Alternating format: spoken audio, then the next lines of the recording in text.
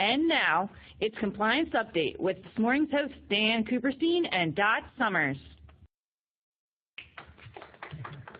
Hi, and welcome to Compliance Update. I'm Dan Cooperstein. And I'm Dot Summers. And Dot and I are happy to be here with you today, presenting live from scenic Camden, New Jersey, in front of a real studio audience. And if you're new to our program, this show is about presenting you with the really important health and welfare benefits compliance news, and of course, discussing the impact of these developments on your benefit plans without getting political, of course, because that's just not what we do. But really, just some background on me and Dot. Dot and I work together at corporate Synergies, overseeing the national benefits consulting practice, helping clients out in all aspects of employee benefits compliance and regulatory matters. Dot brings over 20 years of experience in benefits to our team and is really the brains behind the operation. I bring over 10 years of experience practicing as a lawyer in employee benefits and executive compensation matters, including experience assisting clients of all shapes and sizes with DOL, IRS, and other government audits of their benefit plans. So in other words, you're just a big ERISA nerd. Yeah, I guess that's one way to put it. Yeah, definitely. So today's topic is HIPAA hygiene in the age of cyber attacks. And cyber attacks and data breaches are more prevalent than ever and have increased the likelihood of breaches under the HIPAA privacy rules. And additionally, the number of HIPAA complaints and investigations has gone up in recent years, and which in part is likely because of increasing awareness by individuals of their HIPAA privacy rights, but also because of several new laws pertaining to cybersecurity and data privacy that we'll be talking about later, both here and in the U.S., and just the growth of the internet. And I think one of the really great images, so if you're wondering what this big image of an iceberg is behind me, this is an image of that's commonly used to graphically demonstrate the vast potential for cyber breaches throughout the internet, through the internet. And so what's amazing is that less than 10% of the web that we actually see every day is the visible web, or what's called the surface web, which is represented by the top of the iceberg sticking out of the water. And this part of the web includes public search engines like Google, Yahoo, social media sites like the Facebook website, and Wikipedia. And that's what most people think of when they think of the web. But estimates of how much of the web is the surface web are only in the 4 to 9% range. Most of the iceberg, the section that's in the middle of that graphical demonstration, is what's called the deep web. And that represents all the information that can't be accessed through common search engines like Google, including password-protected information and private content, like videos, photos, confidential records, and medical records. And this is where most of the information on the web is, and accordingly why, as the internet has grown, the potential for breaches of this private data has grown. So that's a big thing we wanted to show here. And then that bottom piece, which is kind of a little bit cut off there at the end of the slide, but that bottom part of the iceberg is what's called which is approximately 10%, and some estimates are as high as 15%, is what's called the dark web. And the dark web is where all the illegal conduct occurs on the web, like trading of guns, fake money, things like that. And that part can only be searched with very special browsers. So it's very interesting to see, as that's grown, and we've seen more and more cyber attacks, and as this shows as well, a lot more medical identity theft has been increasing as well over the years. So a lot of issues out there that we'll be talking kind of more about how laws and regulations are changing in light of these events. So just to provide a little bit of an overview today and an agenda of what we'll be discussing, the focus is going to be on what can be learned from recent HIPAA violations in the news that have resulted in substantial penalties. And we're going to learn about some of the most important steps that employers and plan sponsors can take to protect themselves and remain in HIPAA compliance in 2019 and beyond. And we're also going to take a look at some recently issued rules and guidance from the Department of Health and Human Services, which we'll refer to as HHS, as well as some of the new laws and regulations out there designed to prevent cybersecurity and data breaches. And then we'll discuss how these may impact your health plan. But first, as we do during every program, we will discuss some of the most important developments impacting your health and welfare plans, insurance, in our compliance update segment. So Dan, why don't you get us started? Sure, thanks, Dot. So let's start with our first compliance update. On February 3rd, 2019, the IRS released helpful guidance explaining certain situations that allow an employer to request the return of health savings account, or HSA, contributions that it made to its employees. This new information letter guidance expands upon the previously issued guidance on the recovery of these contributions by giving us a much longer list of circumstances under which an employer can recover these HSA contributions, including, among other scenarios, where an amount withheld and deposited into an employee's HSA for a pay period was greater than the amount shown on the employee's HSA salary reduction election, including also where an amount that an employee received as an employer contribution was unintentionally contributed to the HSA by the employer because an incorrect spreadsheet was accessed, or because employees with similar names were confused with each other, and circumstances where an amount that an employee received was incorrect because the HSA contribution was calculated incorrectly, such as where an employee elected a total amount for the year, but that total amount was improperly allocated by the system over an incorrect number of pay periods. So basically, with these new regulations, we can actually now see a glimmer at the end of the light of a long, dark tunnel.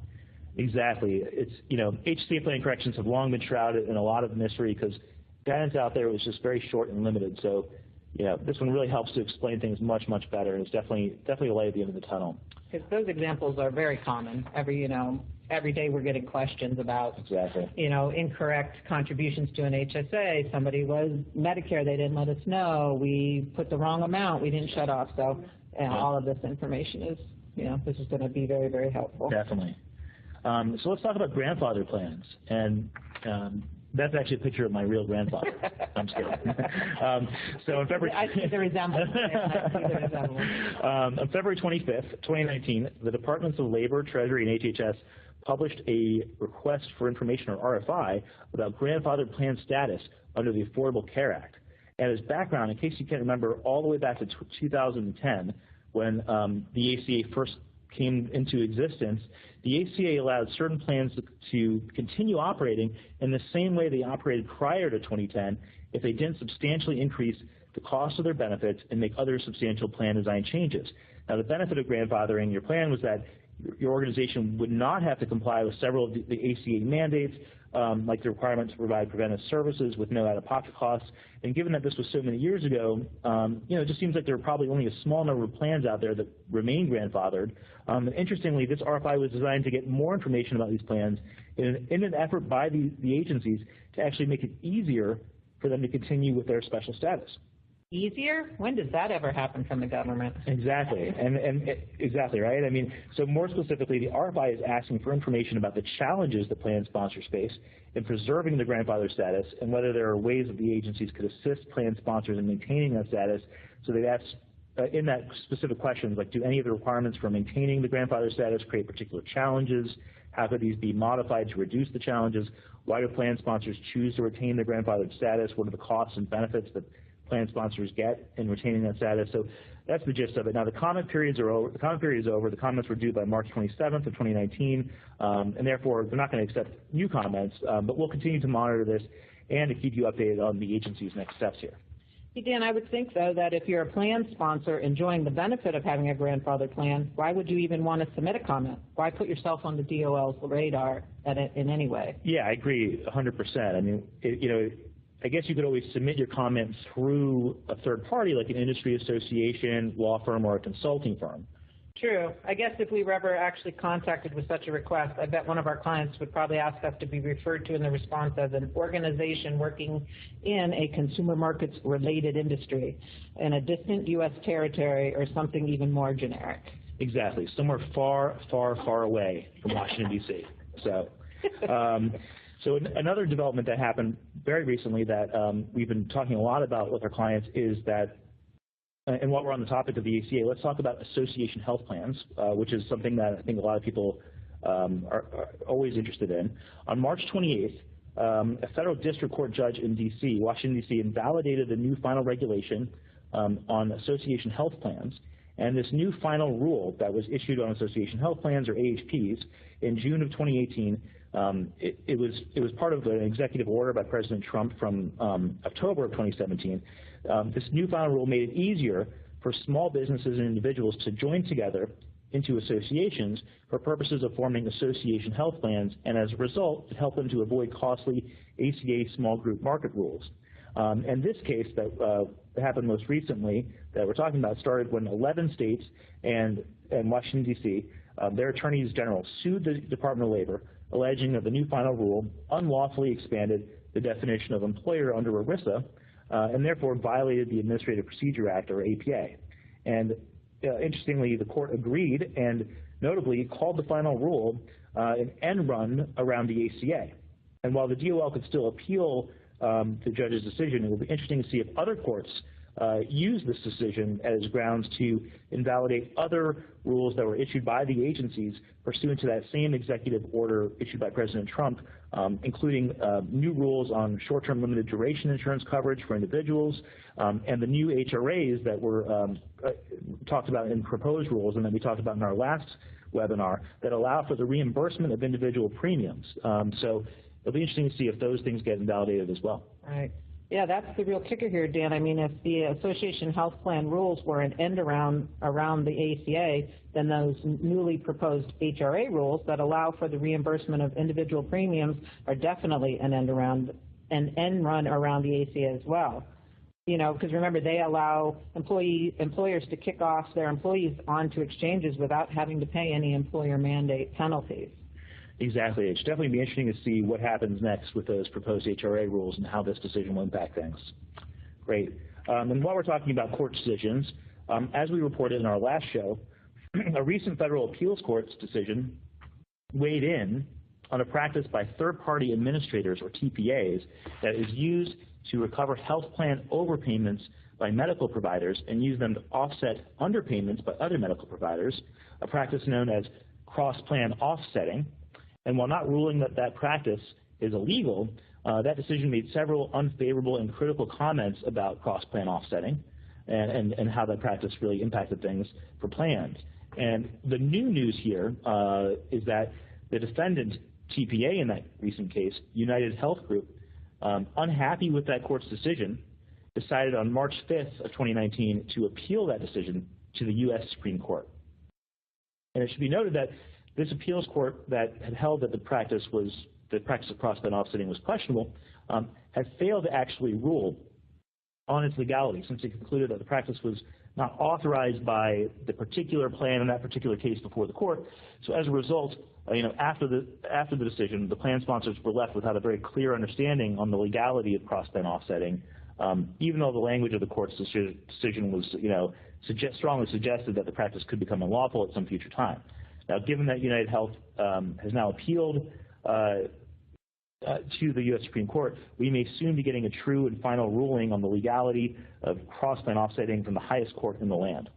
So to break this down for all of the employers and plan sponsors working with TPA firms, the U.S. Supreme Court's decision could result in making the cross-plan offsetting practice illegal. And if that occurs, that would mean that provisions of your plan documents on TPA agreements that permit this practice would need to be amended. Exactly. Exactly. And since the Supreme Court ruling on this practice would be national in scope, regardless of where your base of operations is, your organization would definitely want to review your plan documents and TPA agreements to make sure that they're compatible with the Supreme Court's decision. So let's talk about our next development. We wanted to talk about some recent legislative proposals, and one of the big ones that I think has gotten a lot of media attention in the news recently is that on February 27th of 2019, members of the U.S. House of Representatives unveiled a new Medicare for All bill, that is broader in scope than earlier Medicare for All proposals. It's including the bill proposed by Senator Bernie Sanders that has received a lot of media attention already. And specifically, this new bill, which is called the Medicare for All Act of 2019, redefines what such a change in our U.S. healthcare system might look like if we go to more of a single-payer type of system, that is, a system where the government pays for basically all forms of medical care. And given, however, that Medicare for All means a lot of different things to a lot of different people, I think it's probably a good idea to talk about how this new bill would work. So let's talk about some of the main elements of it. First of all, under this new law, patients would not be responsible for any cost sharing of medical expenses, and the government coverage would include coverage for all hospitals, all doctors, preventive care, all prescription medications, and all dental and vision care. Private insurers would not be allowed to sell plans that compete with the government program, and senior citizens would be folded into the new Medicare plan, which would be more generous than their current coverage, and the government would make sure that any medical care that they are getting is not disrupted in any way. And the bill also leaves two other government health care payers intact: the Veterans Health Administration and the Indian Health Service. Beneficiaries enrolled in those programs would have a choice of enrolling in either the new Medicare for All plan or sticking with their current coverage. So, Dot, what are your thoughts on this new law? Well, I don't know. In hearing you talk, I think Oprah Winfrey comes to mind, and her quote, "You get a plan, you get a plan, and you get a plan." I think I'd rather have a car, but yeah, anyway. But seriously, we're not obviously trying to make any political statement here, but this proposal represents such a substantial change to the administration of health care in this country that even if we were to get it defined in the law, the proposal would likely take many years before it could be implemented, given that our system of health care currently has been primarily employer-based coverage. Yeah, I agree. I mean, it definitely represents a seismic shift in the way that healthcare would work in this country. So it's good, even if it were to be passed, it would take a long time for something like that to be implemented. Okay, so let's move on to another legislative topic that's been in the news quite a lot recently: the increasing costs of prescription drugs and legislative proposals to fix this. Dan, that's a great topic. Can I just ask a question? Sure. What's with all the cat pictures? Well, I just kind of thought, putting cat pictures in there, it would help it to go viral. Viral? Dan, our audience is entirely HR and benefits people watching this. Let's be honest, this is never going viral. All right, well, well, a man can dream, Dot. Thanks a lot. Thanks a lot, Dottie Downer. Okay, but seriously, we've been discussing on the show some of the initiatives to lower prescription drug costs, and including a couple of regulations in this area that were proposed earlier this year. And an interesting one that I saw recently was a legislative proposal on capping the cost of prescription drugs in Medicare plans. Specifically on February 13th, Democrat Oregon Senator Ron Wyden introduced legislation that would cap out-of-pocket prescription drug costs at approximately $2,650 for Medicare beneficiaries taking brand-name drugs. That bill is called the RX Act. One co-sponsor is Minnesota Senator Amy Klobuchar, the Democratic presidential candidate. In fact, Senator Klobuchar has been behind a number of other bills that are designed to reduce the cost of prescription drug prices. And so we'll be continuing to be watching all of those, this one and all those others, as they come through the pipeline, as this definitely appears to be an area where there will likely be significant changes happening in the months and years ahead, particularly as there's a lot of bipartisan support. And while we're also talking about topic of legislative proposals, we should note one that has also been getting quite a lot of attention recently, which is the Cadillac tax. Now, this was initially proposed back on January 24th of 2019, and this was legislation to repeal the Cadillac tax. It's called the Middle Class Health Benefits Tax Repeal Act of 2019. It would completely repeal the Cadillac tax, which is a 40% excise tax on the cost of certain types of high-cost health coverage. That repeal would be effective January 1st of 2020, and so we'll continue to keep following that very closely and other developments in this area.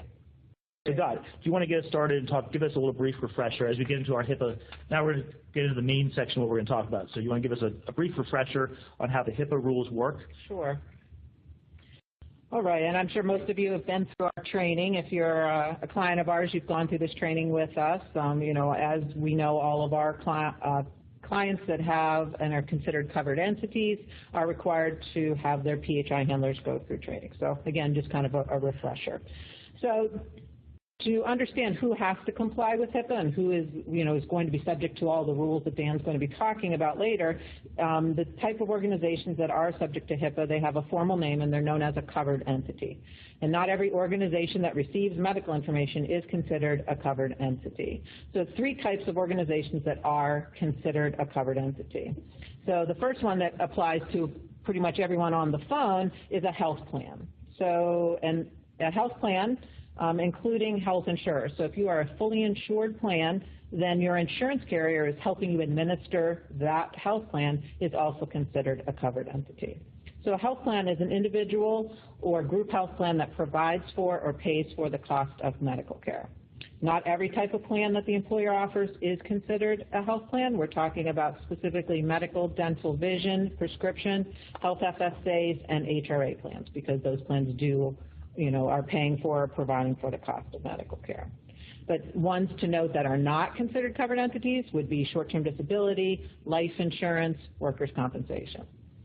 If you are a self-funded plan and you're paying the actual cost, even though you're using an insurance carrier, it's important to note that that insurance carrier under these rules is not defined as a covered entity, but I'm going to explain in a couple of minutes how they fall in. So the other important thing, and I know, Dan, this is one of his sticking pieces, is to understand that the employer is not the covered entity. The plan that the employer sponsors is the covered entity. So that can be quite confusing, in that, people think, well, it's a health plan. It's not, they don't have people, but it really does. It's technically an entity. It has plan assets. It can be sued. A participant can make a claim against the plan. So it's that health plan that is the first type of covered entity. Second type of covered entity, pretty common sense, any type of healthcare provider, anybody who's providing care, hospitals, doctors, pharmacy, radiology, long-term care facilities, psychiatrists, psychologists, school nurses, anybody who's providing medical care obviously must comply with these rules.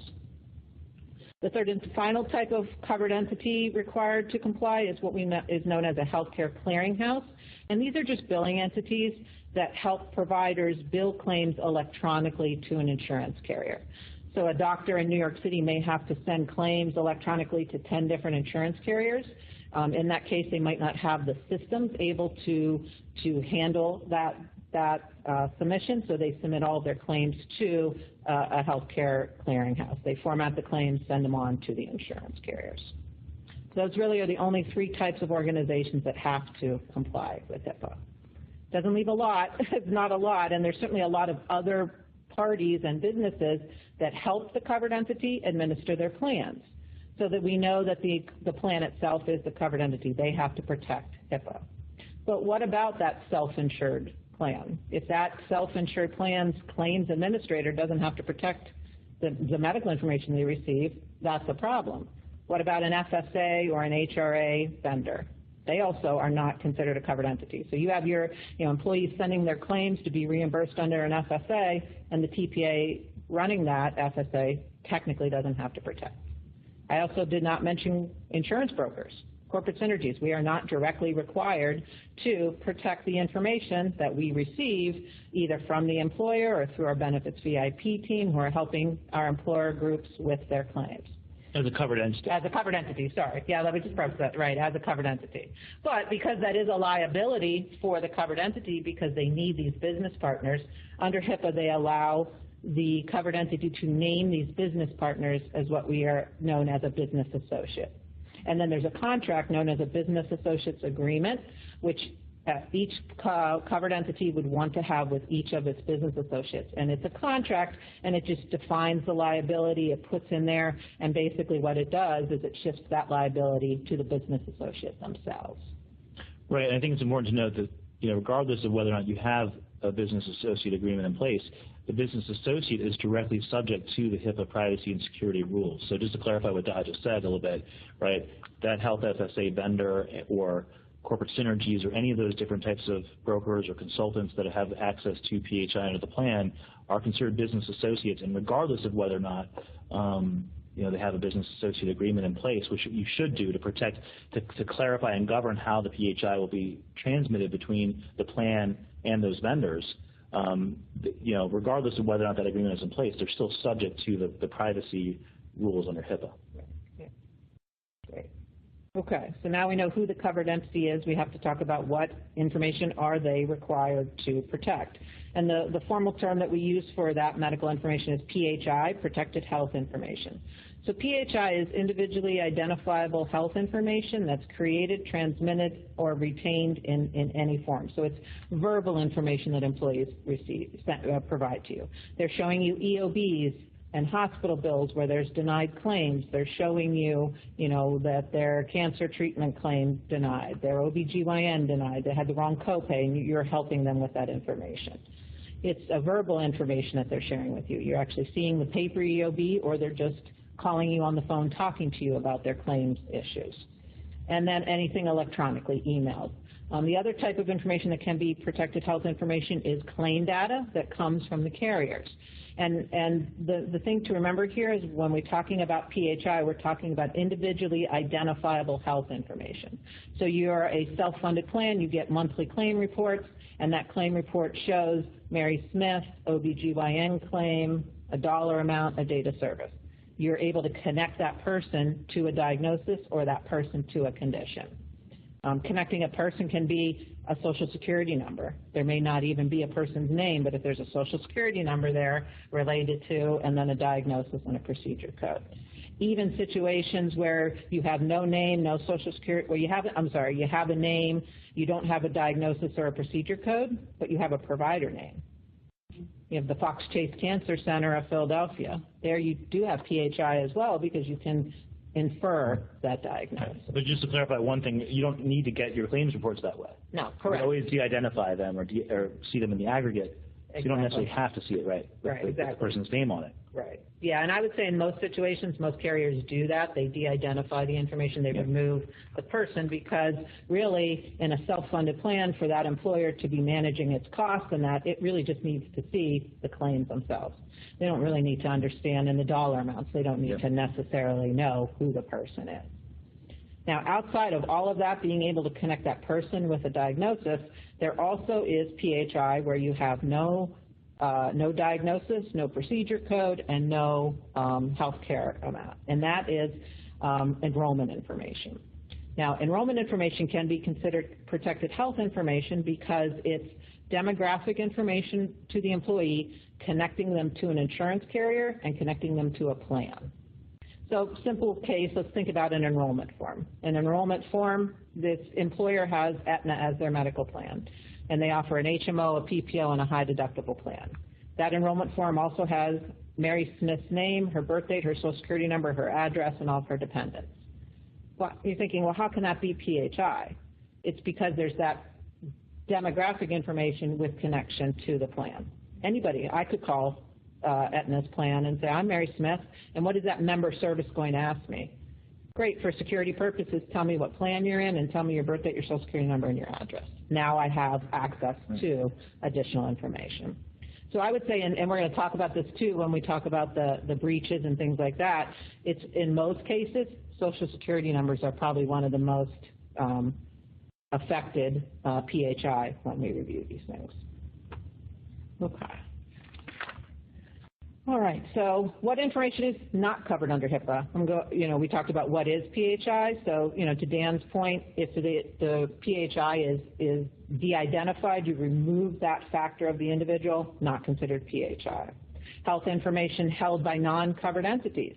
A short-term disability carrier is not subject to HIPAA directly, but they're still receiving a lot of medical information. So even though their medical information it's medical information, it's not considered PHI. Not to say that it's not covered under other privacy rules, state rules, things like that. And then employment records with health information held in the covered entity's role, not as the covered entity, but as the employer. And probably the easiest one I can think of is FMLA paperwork. So we have an employee who files a claim for FMLA. They have a serious health condition. They need to be out of work. They need to prove that serious health condition. So there's forms and documentation that they need to provide to the employer that specifically shows their diagnosis.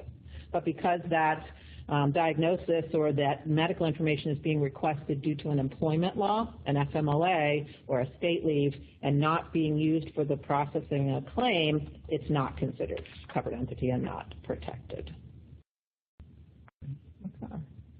All right, so all this is great, and as Dan talked about, the dark web, the deep web, we've evolved in our, certainly our technology. But what's even more importantly is we've developed in our hacking and that deep web. So, HHS in 2013, they really stepped up to this and said, you know what, we need to put out some new rules around what they consider breaches of electronic information and how they expect organization to be protecting that. So, and they also put some notification requirements. I'm going to kind of walk through all that real quickly. So they put a very specific definition of a breach. So they say that a breach occurs when there's an unauthorized acquisition, access, use, or disclosure of unsecured EPHI when 4 requirements are met. So the first requirement is that the information is unsecure under HIPAA. Well, what does that mean? Does that mean, Dan, that I can just password protect it and I can just, have a firewall? Well, I think if we were able to do a survey right now, and if I asked everyone on the phone, does anybody know somebody who has had some type of an account hacked where there was just a password, and a login? Everybody's Facebook and Twitter and, email, and my dentist's office had a hack, So HHS really did, look at this and said, you know what, this password protection, we can't just let organizations kind of protect the information how they will. So they put in very specific rules that says that if an organization is not protecting their PHI through some type of technology or methodology that makes the information unusable, unreadable, or indecipherable, then that organization will always be capable of having a breach. And that type of methodology has a formal name, and it's called encryption. Now, I'm certainly not a techie person, but my understanding is that what encryption does is that even if someone can still hack in and access the information that they will get is scrambled. It's unreadable. It's all scrambled, so they won't actually be able to get the information. So that's the first requirement, to have a breach. So if you're an organization, a large hospital, insurance carriers, things like that, and you ensure that you have encryption on all levels of your plans. Emails can be encrypted, laptops can be encrypted, phones, servers. Then if you take that necessary step, then technically under HHS's definition, you could not have a breach. Right, and just to clarify, we wrote EPHI just to show that it's broad, but it's both. These rules we're talking about when information is unsecure or when it's used or disclosed in an unauthorized manner, apply to both PHI and EPHI. It's just that most recently, like Dot mentioned, in 2013, HIPAA was amended by a law called the HITECH Act, which sounds like what it is, right? It's they're amending all these rules and updating them to account for a lot of these new technologies that are out there. Right. Okay, great. Thanks. Yeah. So those kind of going back to those 4 requirements. The first is that the information was unsecure, not using and protected through encryption. The second is that kind of common sense, that the information was used in an unauthorized manner. Someone who is not a PHI handler, a privacy officer, a security officer, used the information. This next piece has to deal with kind of the nature of the breach and kind of, who accessed the information. What is the likelihood that that information was compromised? You want to look at the nature of the PHI. Is it Social Security information? Is it HIV status medical records? Is it flu shot claims? There's a little bit of a difference there. Who used it? Who received it? Was the person who was able to hack in, did they see the information, or were they able to take a copy with them? And then to what extent the employer was able to mitigate that, and what kind of risk it is to the individual. I could care less if someone knows that I had a flu shot claim versus someone having access to my Social Security number, my birth date, and all of that. And then the fourth and final definition of a breach is that the use or disclosure was not an unintentional access use or disclosure, was not an inadvertent disclosure by a PHI handler, and there's good faith to believe that the unauthorized person was not able to retain the PHI. Okay. But let's say you do. Let's say you have unencrypted PHIs, a hacker came in, they got through your system, they got through your firewall, you weren't able to stop them, you were able to, you see that they took it, they took, full Social Security number information. What are you required to do? And this is something else that the HIPAA HITECH added, was now a notification process. This is, you have to tell on yourself. There's no way around this. So what the requirement is that within 60 calendar days after a discovery of a breach, the covered entity must, 1, notify the impacted individual, letting them know about the breach. They also need to tell the Department of Health and Human Services, which oversees this rule. If the breach involves less than 500 individuals, you keep a log of the breach, and then on an annual basis, you have to send notification to HHS. If the breach involves more than 500 individuals, you need to notify HHS immediately. Then, in that situation of 500 or more, maybe it's in a certain jurisdiction. Again, we have that hospital in Philadelphia who had a breach of 10,000 patients' information. They'll notify HHS, but HHS may advise them to notify the media, make it public knowledge. It's a way to notify. Go to the local news channels, go to the local newspapers. It's just a way, another way of notifying the impacted individuals. And then, absolutely, more importantly, especially for your situations, you always want to ensure that your business associates are notifying you if they have a breach of the information. Right, and that's a new requirement, and that not new, but like, you know, since 2013, that's been part of the rules, that business associates can also be liable in the way covered entities are, and have to provide that notice. And that's why in every business associate agreement, it says that notice must be provided to the covered entity, from the business associate to the covered entity within 60 calendar days after discovery of the breach, and that's why there's also often a lot of negotiations that occur. Well, you know, oftentimes the covered entity wants there to be a lesser number of calendar days after discovery. Like they want to know within 3 weeks or 2 weeks, and that's a big part of the business associate agreement negotiation process that typically happens between the plan and the vendors of the plan. Right. Okay. And more importantly, and one thing, and I'm not sure if Dan's, I think we might talk about this, but I'll mention it here, so that when you have to basically tell HHS that you're an organization that has a breach, that also then becomes public knowledge. So I would say a little over a year ago, HHS developed this new website, and it's called the Wall of Shame, because any organization that has had a breach, it is put out on this, it's an Excel spreadsheet. You click the link, and it tells you the name of the entity, how many people were involved, the situation, what happened. A laptop was stolen, someone hacked in. So, you know, this is public, so these are, very, very serious. Okay, so then let's talk about sanctions for noncompliance with HIPAA high tech. Well, the first thing, and Dan's going to go in a little bit more detail later, is that they've increased audits.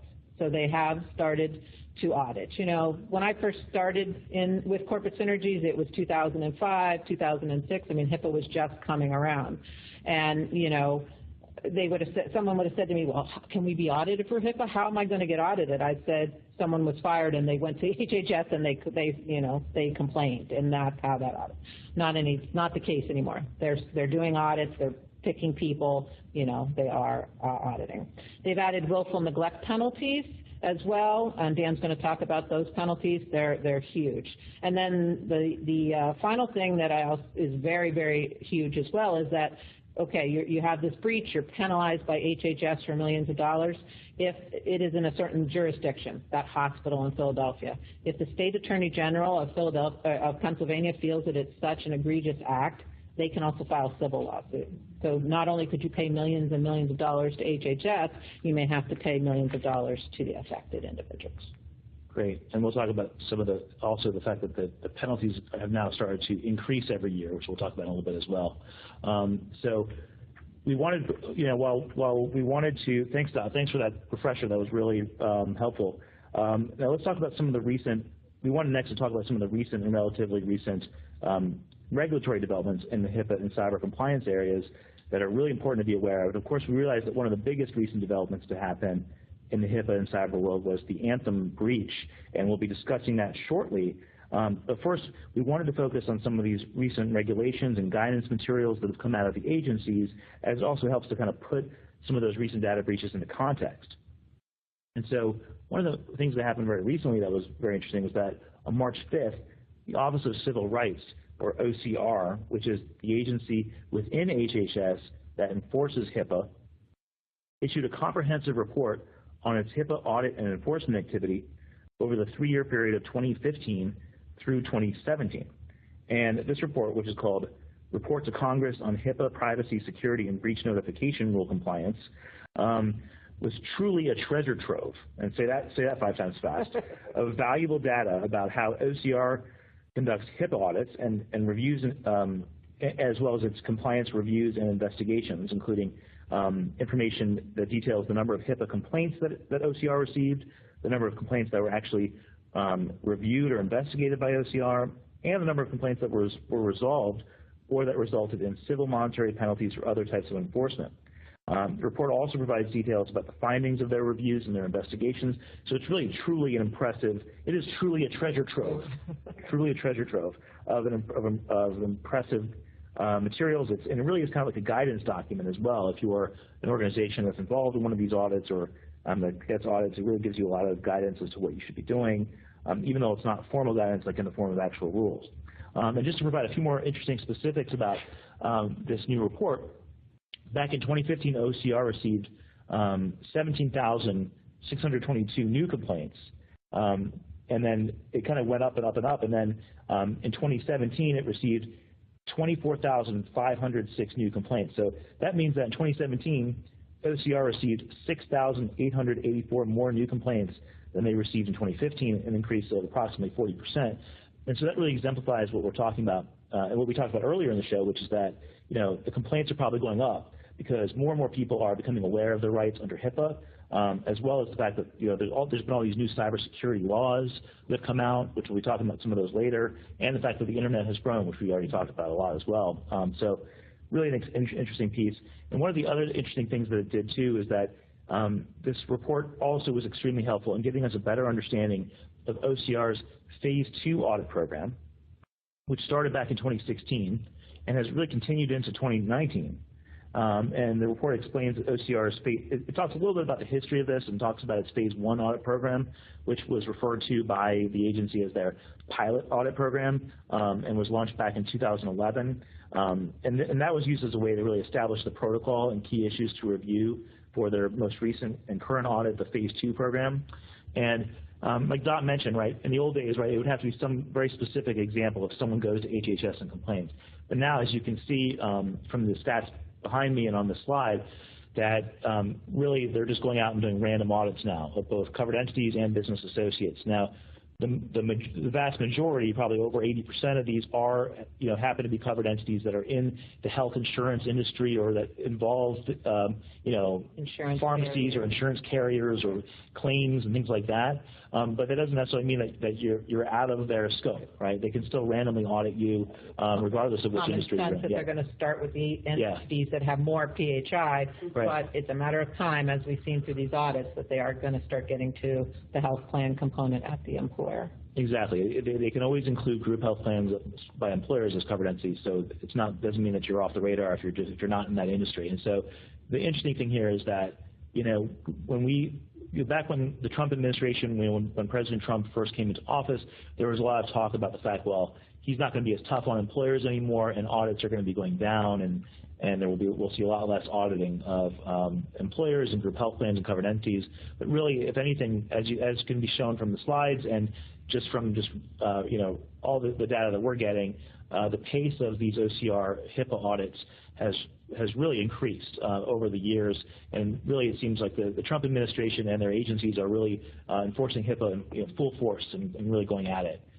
So it's an interesting development. Now, another interesting recent development that happened was that on February 11th, the Centers for Medicare and Medicaid Services, CMS, which is an agency within HHS, and the Office of the National Coordinator for Health Information Technology, or ONC, unveiled long-awaited proposed interoperability and information blocking rules. Say interoperability 5 times fast. That's a tough word to say. The new rules, which were designed to promote the seamless flow of and secure access to electronic health information, or EHI, between patients and providers, would require hospitals, providers, and electronic health record developers to share this EHI with patients, insurers, and digital health innovators in standardized formats at no cost. And the new rules would also penalize them for what's called information blocking, which generally occurs where a hospital or a medical care provider restricts access to patient health records in order to obtain some kind of competitive advantage over other providers, whether it's in a particular specialty or region. So very interesting new proposed rules. And notably, I think the most interesting thing is that the new rules would require that Medicaid plans, the Children's Health Insurance Program, or CHIP plans, Medicare Advantage plans, and qualified health plans, or QHPs, which are the plans that you have on the exchanges, would be required to make enrollee data immediately accessible in this electronic format by 2020. And since this would mean that insurance carriers on exchange plans would now have to comply with this, this would be a significant step further than what past HHS e-health compliance initiatives have required in the past, and should mean that all of, a lot more people will have their information more readily available in electronic formats on the exchanges and elsewhere. So in other words, healthcare providers and insurers working on government plans, including exchanges, are now going to have to implement new rules to make electronic health records more accessible to patients? Yeah, exactly. Yeah, that's exactly what's happening here. So we're pretty much one step closer to the matrix? Exactly. Well, that's one way to look at it, I would say. But both the CMS and the ONC proposed rules that would also seek to balance the privacy protections of individual patients with the increased transparency and interoperability of the health records. So, and there's also the new rules call for certain cybersecurity protections to be put into place. So it should definitely be very interesting to see what happens. 2020 is just around the corner, though, so very ambitious effective date, and we'll see what happens with those. The other development that happened, I hit the wrong button there. We're good.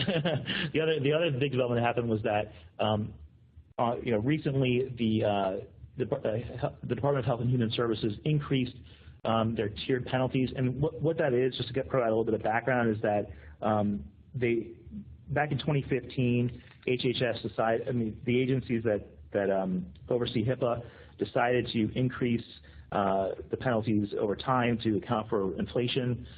So these were what the penalties looked like for 2017, and then more recently for penalties that were assessed on or after October 11th of 2018, they went up.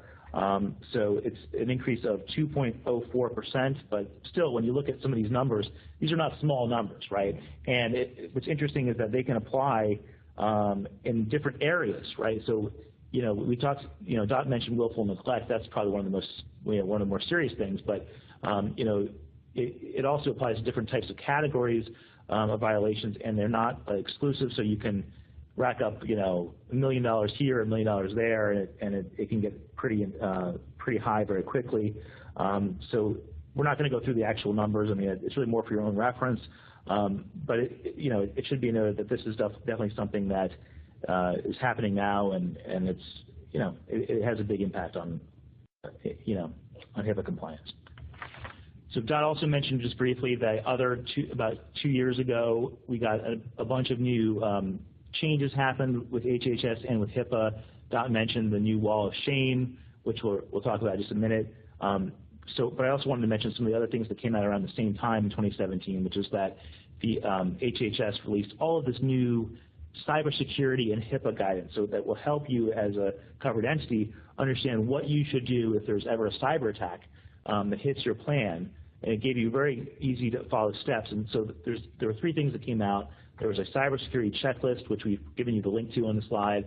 There was a cyber attack response infographic, which gives you step-by-step instructions of what to do if you do have a cyber attack that hits your plan or PHI. And then the third is, they also came out with other guidance materials as well as a newsletter and other guidance that would help in the event of cyber attacks. So here's an example, actually, of what that infographic looks like. And as you can see, it really gives you really clear steps of what you should do if you have a cyber attack. You should be, of course, reporting if it's a crime, reporting it to criminal law enforcement agencies. You would also want to report it to the appropriate federal agencies and ISAOs, which are information sharing and analysis organizations that can help to understand how the cyber attack occurred and share that information with other agencies. So definitely a great, helpful resource that the agency released. Here's that link to the wall of shame that Dot talked about. And it's really an amazing portal. You should definitely go on there, check to see if your organization is on there, and if you've had a breach, because all of this stuff, that's really one of the biggest penalties if you think about it, right? Yeah. Because if your organization gets on this and could get into the news because of one of these things, that's probably a much bigger penalty than even other things are. It's probably worse than an audit in some ways, right? I mean, it's an effect on your business. It's an effect on your reputation as an organization. Exactly, and I just wanted to briefly mention the fact we talked earlier about all the new cyber and data breach laws that have come out recently, and there were 3 very big ones that affect the whole cyber world, as well as PHI, because PHI kind of falls in to these as being a type of information that could be hacked or come under the scope of these rules. And These are the New York State Cybersecurity Regulation, which went into effect March 1st, 2017, and is really much broader in scope than what is in HIPAA.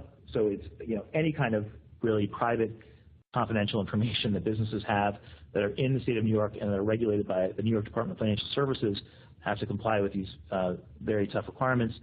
There's the EU GDPR, which defines private data extremely broadly for residents and individuals residing and living in the European Union. And then there were the California, and that went into effect May 25th of 2018. And then there were the California cybersecurity laws, which were in many ways designed and based on the EU GDPR rules, and really protect a lot of private data that is out there, that's on the internet. And one of the unique things about the EU GDPR and the California cybersecurity law is that there's this concept of the right to be forgotten, right? So if you have a website or any kind of information gathering process for your company, now you have to give those individuals, for example, who reside in the EU, an opportunity to opt out and have all of their data be forgotten by your organization. So very interesting new rule, very broad in scope. And then the California cybersecurity law is based on that. But one of the other unique things about the California cybersecurity law is it applies to all Internet of Things devices, or what are called in the statute connected devices, which are devices that are capable of connecting to the Internet directly or indirectly, and that have been assigned an Internet protocol address or Bluetooth address.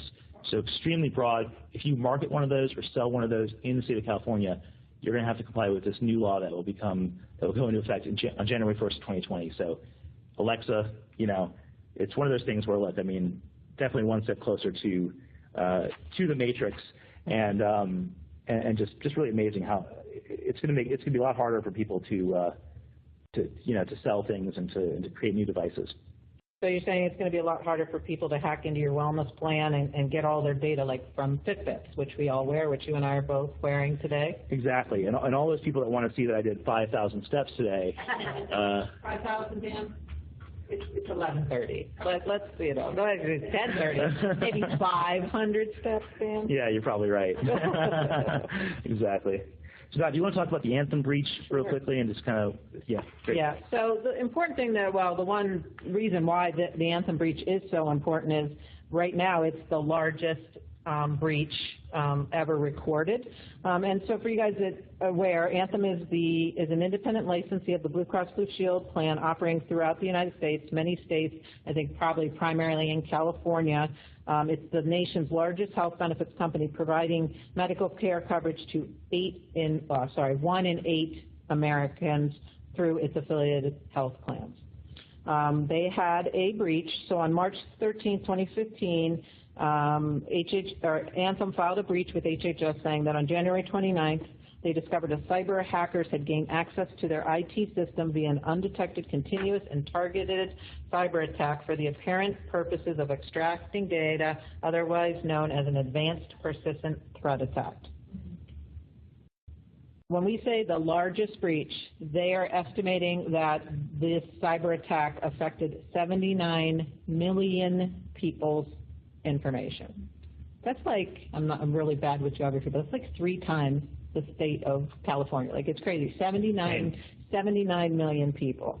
So obviously they had to notify HHS, like we talked about, the tattling on themselves, and believe it or not, they got off pretty much scot-free. Those 79 million individuals, Anthem was only penalized $16 million. So if you think back a couple slides back to those slides that Dan was talking, where that tier 4 is that $56,000 per penalty, $16 million is very, very low. So, it's absolutely crazy. So, and to put into some perspective, the last highest penalty previous to this was only $5.55 million, which occurred in 2016.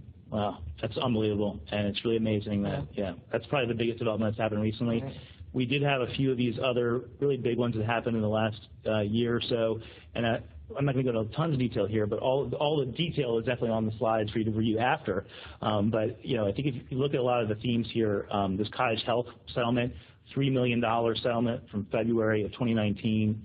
OCR found that due to a misconfiguration on the hospital server, the hospital allowed access to patient records over the internet for anyone to have access to on the server, who had access to the server, and it found that the hospital failed to conduct an adequate and thorough risk assessment, which we talked about a little bit earlier. Some of those factors that you would be putting in that risk assessment, we'll talk about that a little bit later as well, but how you can do that to protect yourself and your recovered entity from that situation. Another example, University of Texas MD Anderson Cancer Center, $4.3 million penalty, where there were 3 separate data breach reports that came from the theft of an unencrypted laptop from the residence of an employee and the loss of 2 unencrypted USB thumb drives containing ePHI of over 33,500 individuals. There was also a couple of ones that involved HIPAA business associate agreements, and so those are really helpful. The key thing that happened there is a vendor would come in and say, hey, we can do medical billing services or some other services on behalf of your plan or on behalf of, or that involves PHI. Something would go wrong, and then a very big penalty would be in place. And so we'll talk a little bit about some of the things you can do as best practices there to avoid those situations. And then one of the really interesting cases that happened was a case that happened very recently, December 27th of 2018. OCR announced these. I'm sorry, not OCR. It was a court decision that really kind of highlights really what you should do and what you should not do if you're an individual and your private information has been hacked into. And it really kind of tells a good story of basically kind of why HIPAA might not be the best law to sue under if you do have a privacy breach that happens to you. So rather than presenting all the legal background, it's really just more of a story, and it's a story about a man in Florida that sued his insurance company after they sent him through the mail information about his insurance, which included information about his HIV status. And specifically, the problem was that the envelope that they sent it in had a very big window that allowed all of his roommates, as well as postal workers, to see his medical information, including his HIV status.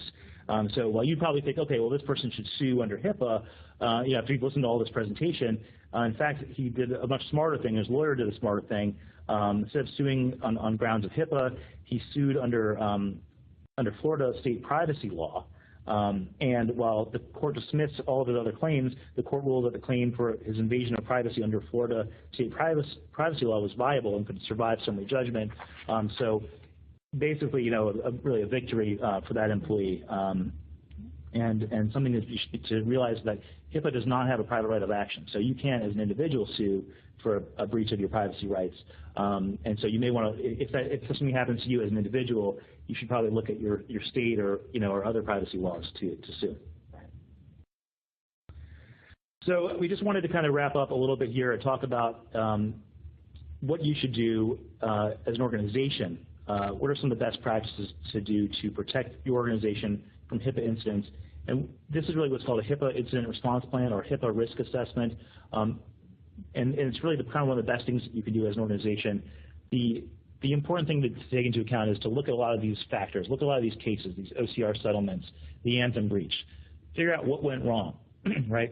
And then try to kind of use those when you're developing your own company's incident response plan to try to see what are the most common types of problems, like a laptop being stolen, or USB thumb drives being stolen, or things like that, iPhones being stolen. So identify those risks, then line up the most appropriate team to assist with that incident, which could be, your director of operations, your head of HR, general counsel, the top people who would really know where to go and who to contact in the event of having an actual incident. And then you would create that security risk analysis based on those factors that we talked about earlier in the presentation about, the nature, what did a breach actually occur, right? You list all those factors out to determine if a breach occurred, taking into account the nature and extent of the PHI, who used or received the PHI, whether it was actually viewed or acquired by somebody, like that God talked about earlier, as well as those exceptions, right? Was there a good faith belief that, an unauthorized person was able to retain it or not? And if any of those things apply, you could actually say it was just an incident and not an actual breach. If you go through that analysis and document whether or not, what actually happened and what occurred. And in many cases, once you go through that process, it wasn't a breach, and you don't have to report it. So definitely a very valuable thing to have your organization. And of course, you should be doing training, as relevant training of all PHI handlers which we provide through Corporate Synergies, and it's a really valuable service. It does not have to be done every year, but it's best to be done whenever there's a new PHI handler in the organization or when the rules change. And privacy notices, yep. business associate agreements, having those in place. Those are all things that we provide to our clients. They need to be updated, when you do have those change. But I also think, like, the final thought, and one of probably the easiest thing is, because so many of these breaches that you'll see on the wall of shame really are dealing with unencrypted laptops and memory sticks and things like that. I mean, it's a good idea to review with your employees not to take their laptops, where if they take their laptops home, don't leave them in the car when they go to the restaurant on the way home. Take it with them. Don't leave it in their car. Don't leave it logged in when you're at home. Also, don't save PHI to your desktops. Lots of organizations are running remotely, and there's that direct and secure link where you're supposed to be working and saving your work, on the drives, and it's just those kind of reminders, I think, can be one of the most important things. Exactly. If you have if you have a covered entity, if you have a group health plan, you should be keeping all of those practices and policies and procedures in a centralized place where you know where you can find them with your business associate agreements. And this is a slide really just kind of remind you of a lot of those things that kind of help with making sure that your business associate agreements are complying with the best practices. Like, you want to make sure you have all of them in one place, every service provider for your plan, and that they're updated, right, that they reflect the current law. And I had to put one more cat picture in there to close off. But these are some common questions that we get, and I think we're almost out of time here, or just running out of time. So you can always feel free to send us an email after the show and get in contact with us. But we really want to thank you for having us today and being in our studio audience. And yeah, thank you. Thanks and I apologize if you're a dog lover, not a cat lover. I'll work on Dan on that one for the next one.